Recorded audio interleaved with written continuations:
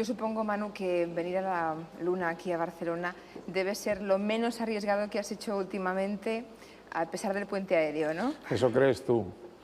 Yo reconozco que enfrento mejor una situación difícil que la televisión en directo, ¿no? Aunque tú das mucha tranquilidad. Y aunque tú diriges un programa en televisión. Sí, pero salgo 30 segundos, más no puedo. Una de las noticias de la jornada de hoy es ese ovni que por lo visto se ha avistado cerca de Moscú y que ha sido así además comunicado oficialmente por la agencia TASS. Y esta mañana te he oído, creo que en Radio Nacional, explicando que tú ya has visto uno y que además junto a los reyes de España. Y me gustaría que nos contaras esa historia. No, el ovni ese ruso ha venido en apoyo de la perestroika de Gorbachov. Yo creo que la agencia TASS ha recurrido ya a ese tipo de...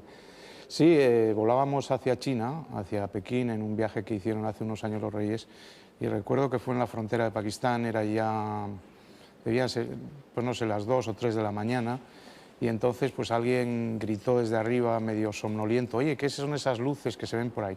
Las vieron también los reyes, y luego creo que la reina Sofía lo ha comentado alguna vez, un fenómeno extraño, que advirtieron también los pilotos y que no sabemos en qué quedó, pero podía haber sido un objeto volante no identificado, ahora que han desaparecido prácticamente, porque antes se hablaba mucho de ellos, pero últimamente están en baja, creo yo. Pero alienígenas no, porque en Moscú parece que se han podido. No vimos a ningún monstruito de esos de color verde ni nada de eso. Además estábamos todos relativamente dormidos por un viaje muy fatigoso y realmente lo vimos, más que verlo casi algunos lo intuimos, ¿no? Pues espero que no te parezca ninguna monstruosidad, hablando de monstruitos, el cuestionario con el que vamos a empezar la entrevista. Pues por donde tú salgas. ¿Fuego? Venga. No, esa palabra debe ser para ti fatídica, ¿no? Demasiadas veces cerca de él, ¿no? Empezamos. ¿Qué querías ser de pequeño? Quería venir a la Luna, o sea, a la Luna de Julia Otero. Bueno, empezamos bien. ¿Se hizo periodista para viajar o para contar batallas? Ahí en esos chistes salían las batallas de los abuelitos. Yo quería contar batallas, pero no tanto por contarlas y aburrir a la gente, sino como una curiosidad por la historia y por los hechos de los que podía ser testigo, ¿no? Y al mismo tiempo, pues si podías viajar, pues por añadidura, muy bien, ¿no? ¿En qué momento de tu vida has sentido más vergüenza? Vergüenza en los exámenes orales. ¿Quién es el mejor compañero de viaje, un amigo o un extraño?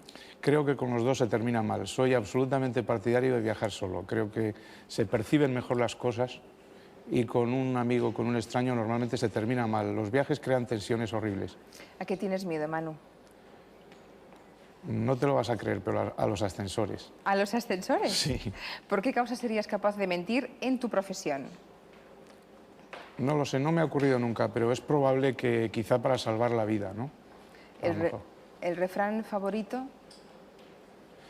Por ejemplo, dados mis viajes, allí donde fueres, haz lo que vieres, ¿no? Que creo que me ha dado buen resultado hasta ahora. ¿A quién llama Manu Leguineche cuando se va de viaje de forma repentina? A nadie, a nadie. ¿A Creo, nadie? no, para viajar hay que sentirse tan libre, que sin ningún tipo de compromiso, por lo menos yo, y si fuera posible también ningún compromiso con nada, nadie que tengas que llamar y nada que puedas, incluso con el reloj, ¿no? O sea, el mejor viaje es el que no depende del reloj, ni de las llamadas, ni de las preocupaciones ajenas. ¿Qué es lo primero que tú miras de una mujer? El talonario de cheques. ¿Y de un hombre? Porque soy un romántico. Ya veo. Y de un hombre, el reloj de pulsera. El reloj de pulsera. La marca, los movimientos del reloj. Por ejemplo, el rey lo lleva en la mano derecha y el príncipe también. No es porque ideológicamente esté por ahí, no lo digo por eso, pero hasta es un dato. Siempre observo dónde llevan los relojes, ¿no? ¿Y qué marcas son? Para ahogar las penas lo mejor es una botella de vino. Y 5 o 6 horas de sueño. Si es acompañado, mejor. ¿Qué le envidias al otro sexo? Pues no sé, la perseverancia, quizá la rapidez de reflejos, la tozudez, la inteligencia. ¿Qué puede hacerte perder los nervios? Me ha hecho perder los nervios en general, yo soy de carácter un tanto inflamable y los nervios en mi trabajo, ¿no? La gente habla que uno puede morir en el frente y lo que te preocupa de verdad es que tu crónica llegue y las peleas con los telefonistas y las telefonistas en hoteles a 15.000 kilómetros, terrible. ¿A qué personaje de los que has conocido admiras más? He conocido unos cuantos, pero al final me inclino por el héroe anónimo, que es sigue siendo el que más me gusta, el que no sale en los periódicos y al cual nos referimos a veces en nuestras crónicas. El niño heroico que no sale en los periódicos ni en la televisión, la madre que en una guerra ha protegido a su hijo de un bombardeo, lo he visto en Vietnam, etcétera. ¿Y el que más detestas? Ese quizás sí tiene nombre y apellidos. Pues tampoco, ¿No? ¿no? Hoy estoy generoso y no voy a dar nombres ni apellidos, pero es que tampoco me gusta ser, digamos, periodista de choque, enfrentándome y teniendo odios filipinos o africanos, ¿no? Bueno, entonces dime con quién pasarías una noche, cambiando de tercio. Pues, por ejemplo, mejorando lo presente con Kim Basinger. Bien. Y con Eva, por ejemplo. Con Eva y con Lady Macbeth. ¿Qué hay en la maleta de un reportero? Hay muchas ilusiones y a veces ya cuando pasan los años un cierto grado de escepticismo, pero hay también pastillas para el estómago. ¿Cuál es el acto más salvaje que has visto con tus propios ojos, Manu? Pues claro, mira, se te juntan todos, al final cuando dicen que está próxima la muerte, en unos segundos se dice que se hace un cuadro de la situación de lo que ha sido su vida, ¿no?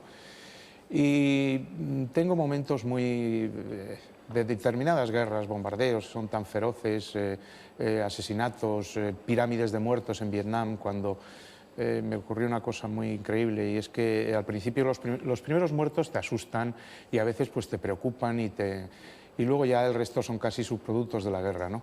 Pero recuerdo un coronel americano me dijo, usted reacciona mal ante el hedor de los cadáveres, viniendo en un avión, ¿no? Después de una operación muy arriesgada que había habido, dice, lo mejor que puede hacer es tomarse Vicks Vaporub, ¿no? Para evitar el olor de la... Me pareció que la guerra muchas veces y el horror conduce a ese tipo de cinismo. Estamos en la última pregunta. ¿Cuál es la situación más peligrosa que puedes imaginar? Pues las he vivido todas, y si no en la realidad, las he vivido también en los sueños, ¿no? O sea, cuando en los sueños te dicen si eres cobarde, si eres relativamente valiente, como es ese cine que tienes en tu vida, pues lo he vivido y he estado en algunos conflictos serios, pero al final lo que te he dicho antes, ¿no? En los ascensores. En Vietnam, el 75, bombardearon la ciudad, nuestro hotel, y quedó el hotel sin electricidad. Yo he pasado los peores momentos de mi vida metido en este ascensor tratando de que las bombas derrumbaran el edificio. Yo prefería morir debajo de los cascotes y en medio de las bombas que quedarme allí dentro del ascensor. Yo me quedo con una frase preciosa como titular, que es la que acabas de decir hace un instante, de que los sueños son el cine que tenemos en la vida. Y también me quedo, después de tantas preguntas, de 20 preguntas, con la soledad como arma de trabajo, ¿no? Como herramienta de trabajo. Irse solo, ni con un amigo ni con un extraño, no llamar a nadie cuando te vas de viaje, pero no hay ninguna señora que espera en casa que llames para que digas... Alguna he esperado alguna vez, pobrecilla, y ¿qué quieres que te diga? Pero no le has llamado en cualquier caso. Bueno, estás muy lejos y siempre los teléfonos funcionan mal y te acoges a eso, ¿no? Es que es una cadena muy difícil, ¿comprendes, Julia? Que empiezas a llamar y nunca sabes cuándo debes dejar de llamar. Lo mejor es no llamar nunca. Y me quedo también con el escepticismo ese que hacía referencia, no únicamente en la profesión, sino también en la vida, por lo que veo. Hombre, algún arma de defensa hay que tener, ¿no? Es un escudo protector, en cierto modo. A Manol Eguineche, en su oficio, tal y como él lo ha hecho siempre, es un caso rarísimo. Yo creo que, como decía al principio, es una especie en extinción, ¿no? Sí, hombre, el modelo de periodista que yo he representado junto al de otros creo que está cambiando. Ahora se va más a... porque nos han obligado o nos hemos visto obligados a saber el Producto Interior Bruto de Zambia, la vida sexual de las hormigas, la estadística de la muerte en Centroamérica, en fin, toda esa serie de cosas, todas ellas juntas. Y hemos ido de un continente a otro. Ahora lo que priva más en mi profesión es la especialización y que conste que a mí no me parece mal. Lo que ocurre es que a mí esa curiosidad global es la que más me ha ido. Porque ¿cuánta gente ejerce eso en España, Manu? Pues mira, poca, para desgracia. Yo creo que podemos deciros con los dedos sí, de una mano, ¿no? Es muy caro ir por ahí, ¿no? Y solo los grandes medios pueden permitirse el lujo de tener enviados especiales en esas condiciones. Y es una pena por la gente joven, ¿no? Que te viene muy desvalida y al mismo tiempo muy ilusionada diciendo yo quiero hacer un poco lo que ustedes han hecho, Miguel Cuadra Salcedo, etcétera. Carmen Sarmiento. Carmen Sarmiento, sí, bueno. ¿Y pocos más? Sí, no, hay unos cuantos y en los grandes periódicos los hay, ¿no? Pero esos, como no salen en la televisión, quizá quedan en la sombra, lo cual también es injusto, ¿no? ¿Y se está perdiendo esa especialidad sí. en el periodismo solamente en España? ¿Pasa en todo el mundo? No, ¿También se tiende a la especialización en otras partes? Sí, yo creo que es la tendencia general. Y es que además, por un lado, teniendo medios está bien, porque, por ejemplo, yo el año pasado crucé del referéndum en Chile a los conflictos en Argelia y era lo que recuperaba un poco el tiempo mío de otros años, de mi juventud, ¿no? Eso de que ocurre algo en otro sitio y si puedes coger un avión y presentarte allí inmediatamente, pero ahora eso se haría de otra forma, ¿no? Sería alguien especializado en Chile y un señor que iría a Argelia porque conoce el país y la problemática de ese país. Tú eras periodista bombero, ¿no? Como tú Bombero. definías. Durante 20 años Manuel Eguineche ha estado allí donde había una guerra, una catástrofe, un golpe de Estado, un terremoto, en fin. Que para la gente yo creo que sois un poco como los alpinistas o como los corredores de Fórmula 1, unos locos que se juegan la vida. ¿Alguien le agradece al periodista que se juegue la vida realmente? Yo creo que no, ¿no? No. A mí me parece que la gente va, pues inevitablemente, a preguntarte si has estado en peligro de muerte, si tienes miedo, si eres cobarde o valiente y toda serie de cosas, ¿no? Pero yo entiendo que a veces contar las historias que contamos de países muy lejanos es un asunto que hay que poner mucho esfuerzo y tratar de entenderlo, ¿no?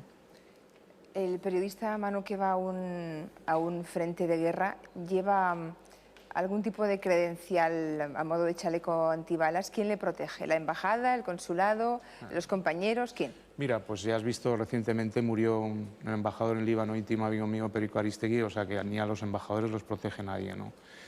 Y hay una asociación en Ginebra y algunos han desaparecido cientos de periodistas. En Vietnam murieron compañeros nuestros más de 60. Esas guerras duras, por ejemplo, la de Líbano es tremenda porque nunca se sabe dónde está el enemigo, disparan de cualquier lado, ha habido muchas bajas. Las ha habido también en Centroamérica, que es otro tipo de guerra sucia. No te protege nadie, o sea, lo que pasa es que si has vivido en Oriente terminas por hacerte un poco fatalista y si te ha llegado la hora. La tribu en ese momento de los periodistas, que en general es muy competitiva y muy dura, en ese momento se humaniza y cuando ves a un compañero tendido allí, como fue el caso del periodista americano que mató Somoza en Nicaragua y que cambió el curso de la guerra, lo remató, el cuerpo botó, ¿te acuerdas?, encima de los adoquines. Stewart, un tipo estupendo, un poco ingenuo, le mataron por ingenuo. Yo creo que cuando pues te descubren o te hacen prisionero, te capturan, me ha ido muy bien siempre la determinación. He elegido la vía más inesperada. Un día me dijo un tipo que iba a fusilarme, me dijo, está usted tan enfadado que me da la impresión de que es inocente, ¿no? Es decir, el resumen de toda esa historia. Y al final, ¿cómo acabó? Está claro que no te fusilaron, es evidente, pero ¿qué pasó en ese lapso de tiempo pequeñísimo en el que sabías que te iban a matar? No lo tenía seguro, ¿no? Al final pasas más peligro en zonas o en situaciones que no son las bélicas, no son las de guerra, no solo porque a mí me aterroricen los ascensores, sino que donde más peligro he pasado realmente ha sido en África, después del golpe en Guinea, fue en Camerún, me puse a hacer una foto, lo que les ha pasado a muchos turistas, y esa cosa inesperada africana, donde al final pues parece que le robas el espíritu o algo así con la foto, se abalanzaron sobre mí y le di $50 a un taxi que me sacó de allí, como dicen en Madrid, de naja, ¿no? Y la verdad es que salvé el pellejo por eso. Pero me ha dado siempre muy buen resultado calcular las situaciones. Yo creo que detecto bastante bien el riesgo.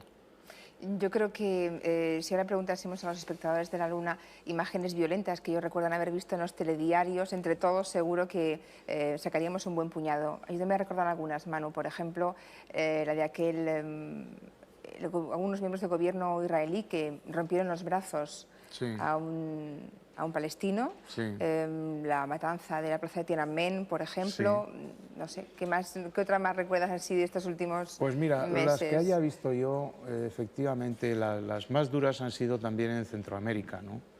Donde yo vi en una ocasión, en unas elecciones en El Salvador, enviar la guerrilla, gente joven, a la muerte directamente, porque sabían que iban a venir los helicópteros artillados y los iban a rematar. Cuando yo llegué estaban disparando, los mataban a quemarropa y vamos, prácticamente recogimos lo que les quedaba allí, las fotos, que es lo que te impresiona de la guerra. Luego siempre hay una vida detrás, una carta a una novia, en fin, las fotografías familiares. También me impresionó en la guerra Irak-Irán, ¿no? Cuando estuve poco antes del final, como unos meses antes, ¿no? Eran subproductos de la guerra, los cadáveres puestos allí en absoluta descomposición en el sol y luego íbamos mirando pues eso, los recuerdos que tenían, ¿no? Y es lo que más te espeluzna, o sea, no es tanto ver el muerto por el muerto, el cadáver por el cadáver, que ya no te impresiona mucho, salvo los primeros, sino es que hay un punto de referencia humano. Este hombre que tienes a tus pies, tiznado de polvo, ensangrentado, con varios orificios de bala y rodeado de moscas, ¿comprendes? Es un ser humano y al que cuando le miras pues tiene un ejemplar del Corán, tiene una foto de familia y una carta de su madre, ¿no?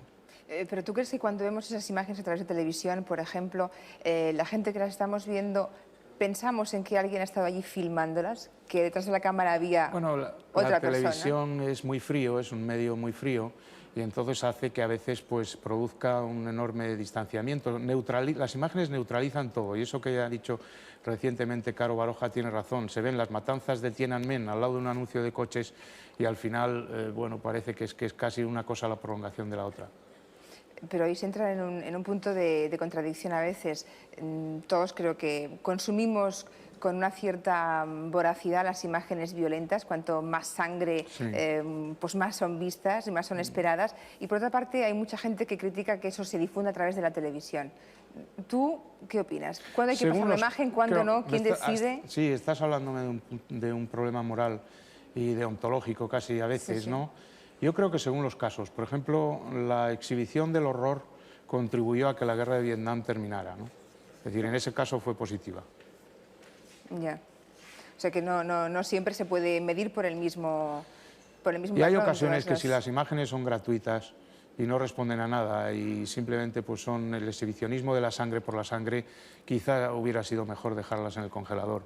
Pero si hay un efecto moral sobre la sociedad y puedo enseñar algo, por ejemplo, a mí no me parece mal que se enseñen los estragos de la droga, ¿no? Es decir, porque ¿qué otra manera hay de ejemplarizar frente a eso, ¿no? O sea que en el fondo escéptico, como decías en el cuestionario, pero aún crees Sí, en la labor del claro, un periodista, en algo escepticismo de hacer, ¿no? boquilla, claro, hombre, es que si no seríamos robots o gente absoluta. No, esta idea de que uno está un poco Pero de mala vuelta. reputación sí tenemos los periodistas. Sí. Junto a los políticos somos los que tenemos peor fama entre la No, gente. no, ahí te equivocas. Mira, en las encuestas en Estados Unidos y en esto salen primero pues los administradores, los policías, yo qué sé, los profesionales, los médicos. En la última escala están los políticos. Nosotros navegamos por la mitad. Y creo que esa estadística y esa encuesta es válida para otros países, incluido el nuestro.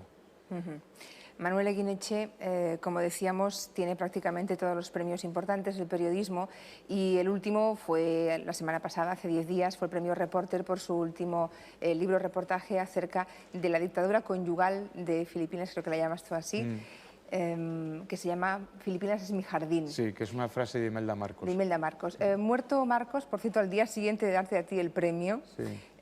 ¿Cuál crees que es el futuro que le espera a Imelda o el que ella piensa para sí misma, que igual no es lo mismo? Pues sí, ella es una mujer que de una gran vocación de poder, de una gran ambición y de una capacidad de extravagancia sin límites.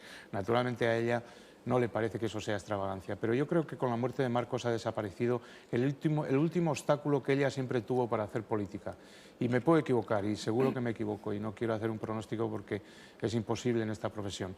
Pero es una mujer tan determinada, tan decidida a seguir ocupando las primeras páginas. Fíjate, ella llegó con 18 años a Manila, que luego la hicieron musa de Manila y fue reina de la belleza, 18 años, y se casó con Marcos y a los 8 o 7 años salía en la revista Cosmopolitan junto a la duquesa de Alba, a la reina Juliana de Holanda y otras mujeres, como una de las mujeres más ricas del mundo, ¿no? Es decir, y eso no lo ha desmentido nadie, y es una de las mujeres, sigue siéndolo, aunque ella dice, porque es muy numerera, que vive de la caridad de los demás. Y en el exilio, como tú cuentas en el libro, que ella compra uniformes de combate pensando Sí. en un posible asalto en Los compró, Los ella compró. sí, pidió rebaja además. O sea que ella no se resigna No se resigna a no estar en el poder y a perderlo. y pidió rebaja. ¿Y de todo eso cómo se entera Manuel Eguineche? Pues mira, se entera yendo a Filipinas, hablando con la gente. Yo he hablado desde el cardenal Sin, que es un tipo estupendo, muy listo, y hasta con Pitita Ridruejo. El cardenal Sin me contó muchas cosas porque la conocía muy bien. Ella, cuando iba a caer, pidió la ayuda de la Iglesia. Y yo estuve viendo cómo votaba en las elecciones de febrero del 86. Se santiguaba perpetuamente, era una máquina de santiguarse. Ella hacía lo que fuera con ganar. Y el cardenal Sin me lo contó, cardenal, que cuando fue a Roma, sabes, había el cónclave para elegir papa y le dijeron, ¿usted tiene posibilidades, cardenal Sin?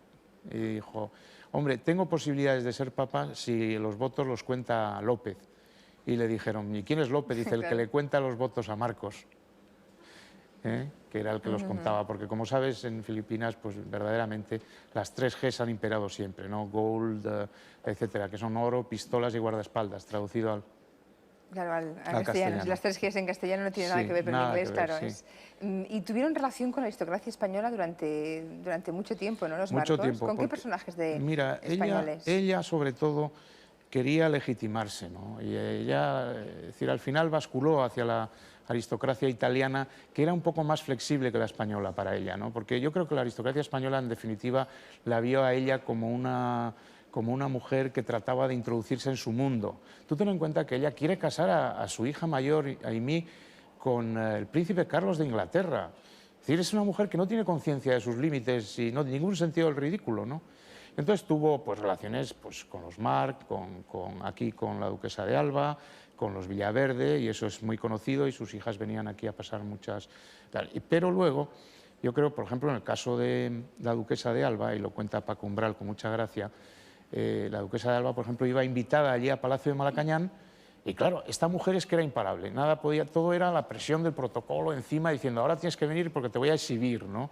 Ella en realidad quiso haber sido emperatriz o algo así. Entonces la duquesa de Alba, al cabo de 5 días, mujer harta, una persona que sabe lo que es comportarse en sociedad y que hay que dejar a los invitados libertad para que se muevan, etcétera, se cansó y sin avisar prácticamente a nadie, por lo visto tomó el avión de Imelda, que lo tenía allí medio constantemente detrás, y se fue a Hong Kong y dijo, me voy de esto porque es que no sabes. Ella reunió allí esta aristocracia italiana, Gina Lollobrigida, que por cierto llegó para hacer unas fotos y se quedó un año.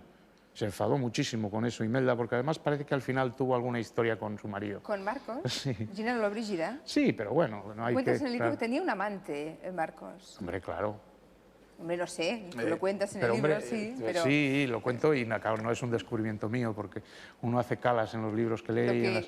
lo que uno no entiende es, sabiendo cómo era Imelda, cómo la señora no acabó pues sus se la días. quiso ventilar, estuvo 2 Ya. años y nadie se explica todavía en Filipinas con la capacidad que tenía ella de maquiavélica de perseguir a la gente e incluso eliminarla físicamente, como esta Dobie Bivins, que era una actriz de segunda fila en Hollywood, que llegó para hacer una película sobre él.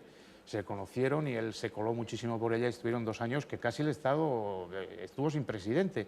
Fue una historia de amor abrasadora hasta que ella se cansó también la embajada americana, le pusieron a la CIA detrás de la amante de Marcos y ella enfadada porque él le había prometido matrimonio, ¿qué quieres que te cuente? Y entonces le había prometido matrimonio, ella enfadada absolutamente por la situación, dijo no era esto lo pactado, esta historia de amor se termina, la CIA persiguiéndole, váyase usted a este país, amenazas de la mafia, etc. Ella convoca a los periodistas en un hotel, el Bayview, situado precisamente en la avenida Rosas Boulevard, enfrente de la embajada americana. ¿Y qué hace? Había grabado todas sus historias de amor y había puesto, mientras hacía el amor con Marcos, un magnetófono debajo de la cama que registraba los jadeos, los movimientos de la cama, aquello era, y luego registraba incluso el momento en que Marcos se iba a la ducha y volvía, porque Marcos era un gran cantante en español, igual que ella, y él se oye en la cinta, yo la he escuchado, que él vuelve, después de apagar la ducha, de cerrar la ducha, vuelve cantando acércate más, en español. Se armó un escándalo que puedes imaginarte que fue de características mayúsculas, ¿no? Raptaron la cinta, la emitieron durante varios días en el campus de la universidad y fue un escándalo terrible. Y no pasó nada, no se organizó ningún escándalo y sin embargo parece que motivos había.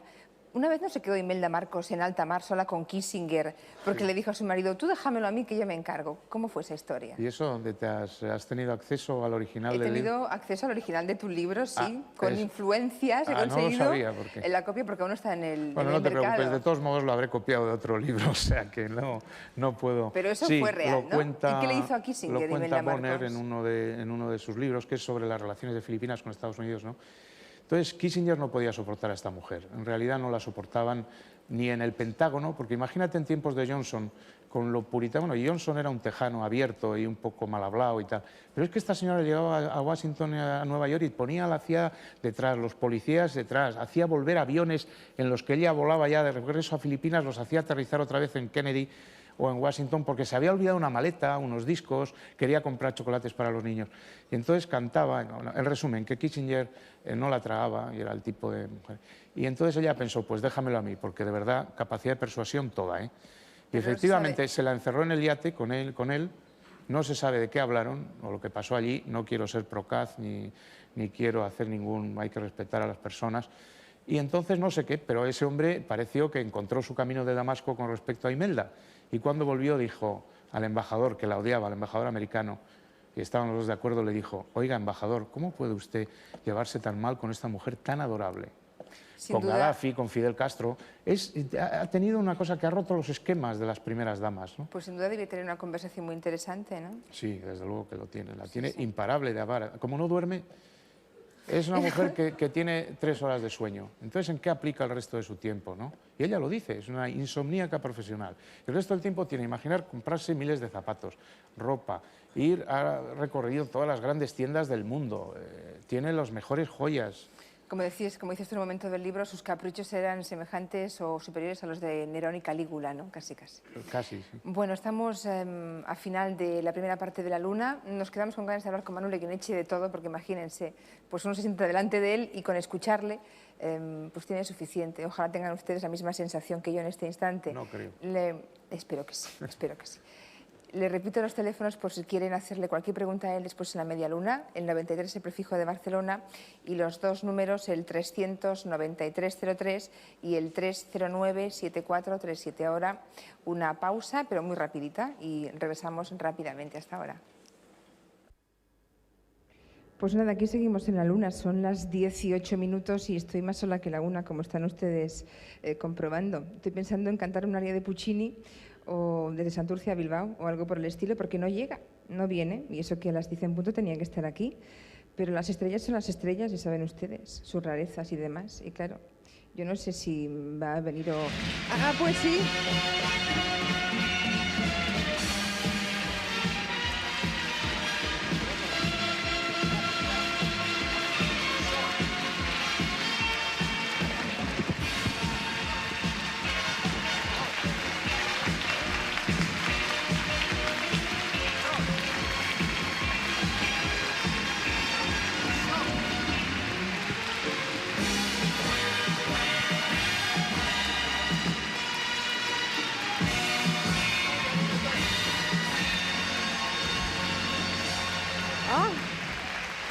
Por Dios, qué susto. Qué feliz estoy de estar aquí cantando a la gente. Qué entrada más sencilla, de verdad. He venido con mucha humildad hoy, a la noche de hoy. Sí, pues bienvenido a casa, Julio. ¿Nos sentamos? No, gracias. No. ¿Por qué no nos sentamos? No. Mejor nos quedamos de pie. No, si es que no me puedo sentar hoy. No. Son de circoño, siéntate con confianza, Sí, no pasa nada. No, sí está muy bien, pero nada, que bienvenido a casa, Gracias. Julio. Y yo no sé, hombre, zapatillas rojas. ¿De dónde vienes? Ante todo, buenas noches a todos. Una de las cosas más entrañables que me han cedido. Sí, acabo de llegar de Moscú. Estuve en Moscú. Allí me compré estas zapatillas rojas en la Plaza Roja de Moscú. Estuve cantándole a la perestroika, una gran mujer, una gran señora. Y aquí me tienes, a tu disposición. ¿Y casarse? Porque por ahí vamos oyendo que si te casas, que si no te casas, que esquizofrenia. Yo no sé de quién estoy hablándole ya, pero ¿te casas o no te casas? Nada, el médico me ha dicho que no puedo. Una vez al mes igual. Ahora acabo de venir con 2 chicas, están por ahí. Además, una de ellas es joven, muy joven. Le acabamos de celebrar la primera comunión a una de ellas. Es como de la edad de Chabeli, es entrañable. ¿Y residir en España, Julio? Porque yo creo que en el fondo la gente tiene ganas de que te instales aquí una temporadita, ¿no? Digo yo. Bueno, me gustaría decir algo. Yo cuando he llegado aquí a Barcelona estaba encantado. Llegué en mi avión privado, que es mío. Y vine aquí en helicóptero, no hacía falta, pero lo hice por fardar. Y desde luego, cuando llegaba, pensé, podía venir a vivir a Barcelona. Lo que pasa es que he pensado, si vengo a vivir a Barcelona, ¿en dónde van a vivir ustedes, señores? Barcelona es zona y la vuelta zona. Y como suena tanto, por eso vengo a menudo. Y lo que nos va a cantar ahora... Mira qué gracia. Tú sigue lo tuyo. No, ya. Estoy tontito. Lo que nos va a cantar ahora el señor Iglesias... Bueno, son tantas y tantas canciones. Hay un disco fantástico que canté allá en Rusia. Este disco que acabo de grabar, ya que como Julio Zavala, este imitador, me trae tan negro, decidí titularlo Raíces. Raíces. Y nos va a cantar una canción de... Raíces. ¿Cuál? La que quieran ustedes. ¿Qué canciones quieren que les cante? Venga España. Oye, qué difícil es que se ponga toda la gente en España de acuerdo. Oye, lo hemos conseguido. ¿Qué han dicho que yo no lo escuché? Por unanimidad, bamboleo. Vamos Dijeron- a bambolearnos un poquito. A bambolearse un poquito. ¿Te bamboleas conmigo? Gracias, Ah, toca pero ya, me espera toca. el señor Leguineche, yo le dejo que se bambolee solo, pero todos le miramos. Muchísimas gracias. Te beso como a Chabeli. Gracias, Julia. Gracias. Hoy vestido lleva. So.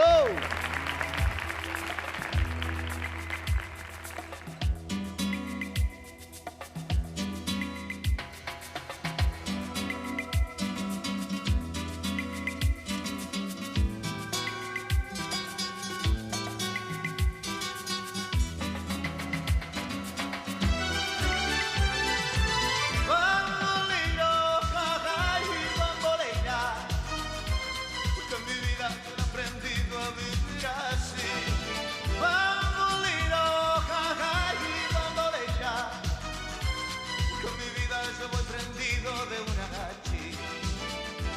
Busco el amor siempre entre las quinceañeras, no sé si se han dado cuenta. El hombre rejuvenece con niñas que te obedecen y que de bodas no entiendan. Cuando el amor llega así de esa manera, uno no tiene la culpa. Quererse no tiene horario y si eres muy millonario, entonces ellas te buscan. De España no digo nada porque me tienen calado. Donde tengo mi cuenta es allá en el otro lado. Ustedes ya se imaginan lo que tengo apalancado. Y si la otra se me casa con uno que era de Hacienda, yo escojo una de las 1000 de esas que tengo en mi agenda. Yo llevo la voz cantante y vendo más baldosas que ella. Bamboleo, jaja y bambolea, porque en mi vida yo lo he aprendido a vivir así. Bamboleo, jaja y bambolea, porque en mi vida yo lo he aprendido a vivir así. Flamenco.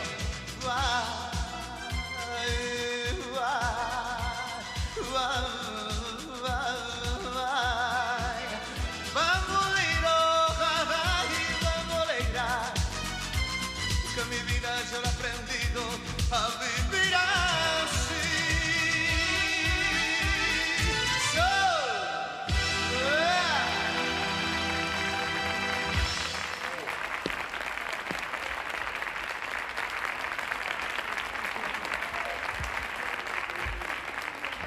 Anda, qué milagro que has venido. Ay, qué milagro esta noche. Isabel, pero ¿cómo te has molestado? Ay, pero qué guapa. Anda, qué porcelanosa vienes. Entrañables. Los fotógrafos. Esto antes era normal entre nosotros dos. Oye, ¿los niños dónde están? Fenomenal en casa y con unas ganas de verte casado que se mueven. Tienen ganas de vernos casado. Oye, Isabel, ¿este suelo es tuyo o es mío? Mío, como todo. Es tuyo. Bueno, señores, estoy feliz de estar aquí con ella. Julia, quedas invitada. Todos quedáis invitados. Hoy cenamos con Isabel. ¡Qué bien, qué bien! Hoy cenamos con Isabel. Gracias, guapa. Que no me caes con la última.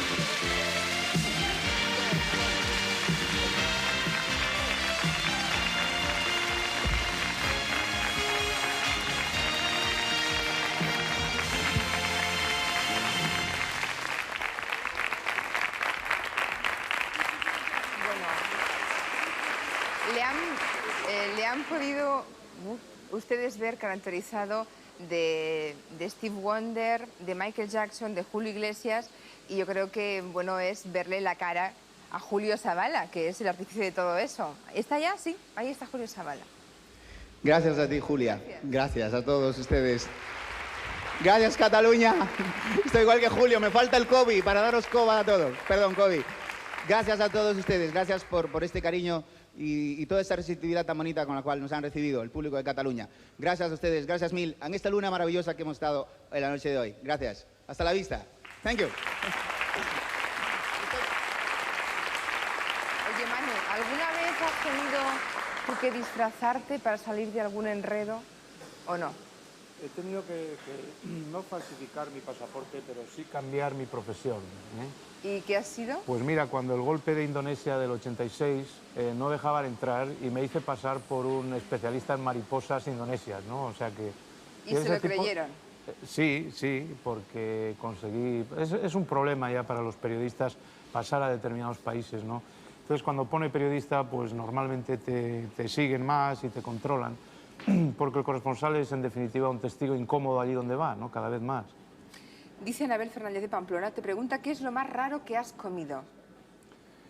Pues me parece que un bocata de hormigas allá por Laos. Un bocadillo de insectos que cuando llega la primavera se pueblan no sé si es consecuencia de la dieta baja o algo así, pero pasábamos tanta hambre en aquella época que verdaderamente aquel bocadillo de insectos y de hormigas todavía lo recuerdo con interés. Sabes que en Hong Kong hemos llegado a comer víboras y hasta sesos de mono recién rebañados, ¿no?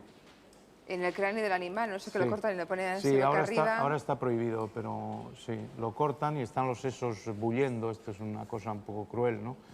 Pero, en fin, los chinos, como tienen tal diente, lo siguen practicando, es su deporte, ¿no? Joaquín Roca de Badalona te pregunta si has tenido que empuñar un arma alguna vez. La he rechazado siempre. Creo que nos la han ofrecido en ocasiones, en determinadas patrullas, en determinados frentes, pero yo he rechazado el arma siempre. Y he visto a un compañero mío en la guerra de Vietnam que sufrió un acceso de patriotismo de tal calibre que empuñó un M16 en un momento en una batalla, ¿no? En una emboscada que nos tendieron camino de la zona de Camboya, ¿no? Y este dijo, bueno, ahora yo estoy viendo aquí morir a mis compatriotas y no puedo menos de... Yo bastante tenía con meter la cabeza en medio del fango y rezar, ¿no? Arturo Álvarez de Madrid te pregunta ¿cómo manda una crónica un corresponsal de guerra? Pues por puro milagro, ¿no? A veces por puro milagro, sobornando a los teletipistas, trajinándote y convenciendo a las teletipistas y a las telefonistas y convenciéndolas de que normalmente lo que dices es si usted no pasa esta crónica, mi jefe me echa. Eso es más determinante, se le llega enseguida a la fibra sensible. Sí. Irene Torres de Badajoz te pregunta si como los marineros tienes un amor en cada puerto. No, muy pocos. Solo cada 2 o 3 puertos. Y en cualquier caso tampoco llama nunca, ¿verdad? No o sea llamo, que... Ernesto Manrique de Valladolid te pregunta si te hubiera gustado ser un guía turístico. Bueno, tengo un gran respeto por los guías turísticos porque soportar los viajes organizados es terrible, pero desde luego la repetición de los guías y de los cicerones de toda una historia aprendida es algo que me conmueve, ¿no? Porque para eso sí que hay que ser un profesional. Alejandro Foncilla de Madrid te pregunta si es más fácil o más difícil un buen reportaje en televisión o un buen reportaje escrito. Pues es interesante la pregunta. Yo creo que en televisión es donde la ve todo el mundo, ¿no? Por lo menos ahora, que solo hay una televisión en Madrid, por ejemplo, y algunas otras por ahí, pero tiene una audiencia de 10, 12 millones el programa mío de los domingos en portada.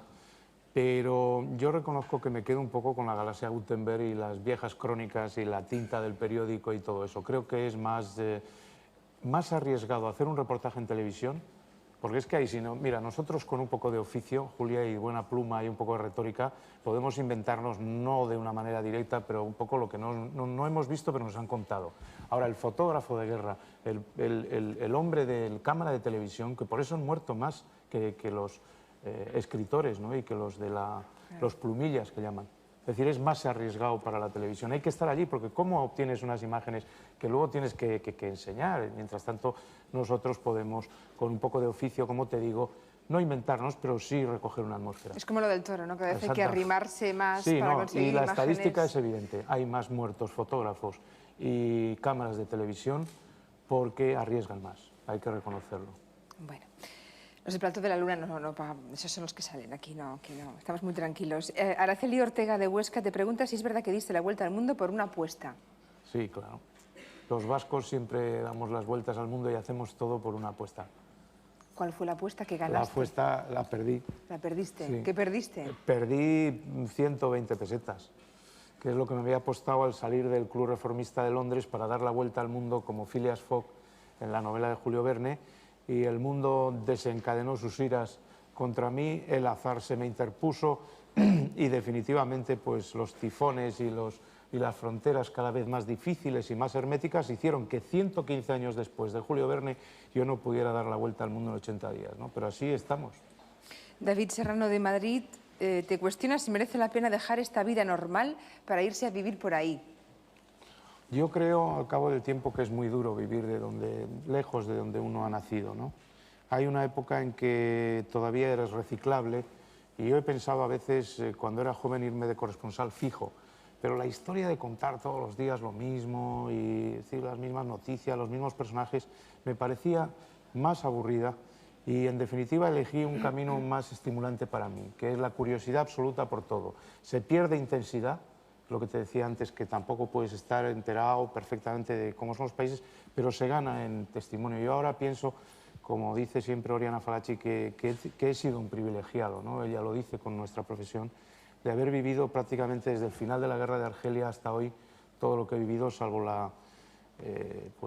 me parece que fue la guerra de Biafra, que esa me la perdí, y no soy filatélico de guerras ni carroñero, como podría pensarse, porque lo que me interesa es la historia. La perdí porque estaba en el servicio militar en Araca, en Vitoria. Oriana Fallaci, una feminista además que ejerce y ha ejercido como tal en su profesión. Y a propósito de feminismo, María Isabel Madrazo de Santander te pregunta cuál es la lección que podemos aprender de las mujeres del tercer mundo. Sí, pues me parece que la lección absoluta, que es la lección de la dedicación, la lección de la solidaridad, la lección de la, pues como te diría yo, de la entrega absoluta, de la protección de los hijos, porque hay zonas del mundo donde, bueno, pues el amor, todo eso, pues hablan de la cosa tropical y caribeña y tal. Y la mujer ahí es el sujeto paciente de toda esa historia, porque hacer el amor trae estas consecuencias, es una cosa maravillosa, pero luego al final quien se queda con los niños es ella, ¿no? Y hay zonas del mundo donde asistes absolutamente estupefacto a esta historia. Mujeres que van acumulando niños y que con una alegría terrible luchan por ellos, mientras el pendejo del marido, comprende, se desaparece y va buscando nuevas aventuras.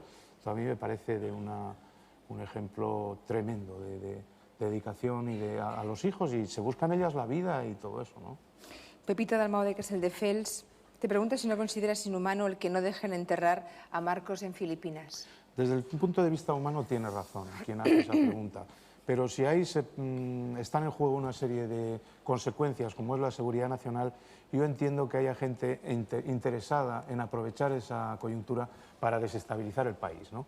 Y si no hubiera habido 4, 5 o 6 intentos de golpe de Estado en Filipinas, me parecería normal. Y hay que tener gran respeto a los muertos, sobre todo en Filipinas, donde verdaderamente pues la religión es muy influyente, la religión católica, que le llevamos nosotros, etcétera. Pero también hay un hecho. Yo creo que Imelda, en su afán, como te decía antes, de capitalizar eso políticamente, pues está intentando jugar con el cadáver. Yeah. Una última cuestión de Adela Costa de León, que te pregunta algo, supongo que sí lo tienes. Si tienes algún seguro de vida. Nunca me he hecho un seguro de vida. ¿No tienes seguro de vida? No. Bueno, imagino que es porque no encuentras compañías que se presten a eso, ¿no? No, que va, no creas. Es un desinterés absoluto. Yo creo que uno va más protegido sin seguro que con seguro. No sé si es desprecio del riesgo, pero verdaderamente nunca lo he tenido ni me lo he planteado. Quizá porque tengo un poco de baraca, ¿no? He tenido suerte. Dicen que incluso he conseguido que caigan algunos dictadores como el Shah o como incluso pues como Somoza, ¿no? Donde dicen mis amigos, y me ven por ahí, has venido tú, seguro que cae Somoza, ¿no? Los amigos dicen eso y dicen sí. Además solamente cosas buenas de Manu Leguineche. Bueno, es decir, que después de tantos años de profesión, yo diría que no te has hecho ni un solo enemigo, y eso es tan difícil y quiere decir tantas cosas. A veces el peor enemigo es uno mismo, pero bueno. Gracias, Julia. Tómate lo que quieras. Después de tanto, a tu salud, enseguida un vaso de agua maravilloso. Después de 20 años dando vueltas por el mundo, ahora es director de un programa de televisión en portada de una agencia de noticias. Esa es ya mi última cuestión. ¿Has cambiado ya de guerra definitivamente? ¿La guerra del despacho, de la mesa, de las llamadas telefónicas, de dirigir, ordenar? No. Yo creo que hay un momento en que te fatiga todo esto, ¿no? La acumulación de escenas que ves y de una vida demasiado agitada te pide el regreso a un entorno conocido. Y además yo soy un campesino, soy un aldeano de Guernica, no creo que nunca he dejado de serlo. Y hoy pues verdaderamente vivo contento en Madrid, pero sobre todo me gusta el campo, ¿no? Y cuando canta el cuclillo y todas esas cosas. Y he observado en una zona maravillosa de Guadalajara, que es Cañizar, que tengo tan grandes amigos a los que les envío un saludo, si, como se decía antes, están escuchando. Pero me gusta mucho el campo, ¿no? Y he observado una cosa curiosa, que los grandes enviados especiales, los corresponsales de guerra, a veces están añorando la domesticidad, el regreso a lo conocido, al campo, muchos de ellos. Casi todos ellos quieren terminar, y yo he terminado así, teniendo una casita en el campo, ya que en una casita en Canadá. Gracias, Manu, por acompañarnos esta noche. También a ustedes, y no nos despedimos esta vez hasta el próximo martes, porque ni el próximo ni el siguiente habrá programa de la Luna, debido a que nuestro espacio van a ocuparlo espacios electorales. Así que nos reencontramos, déjame que piense, el 31 de octubre, ¿no? Dentro de 15 días. Hasta entonces, buenas noches.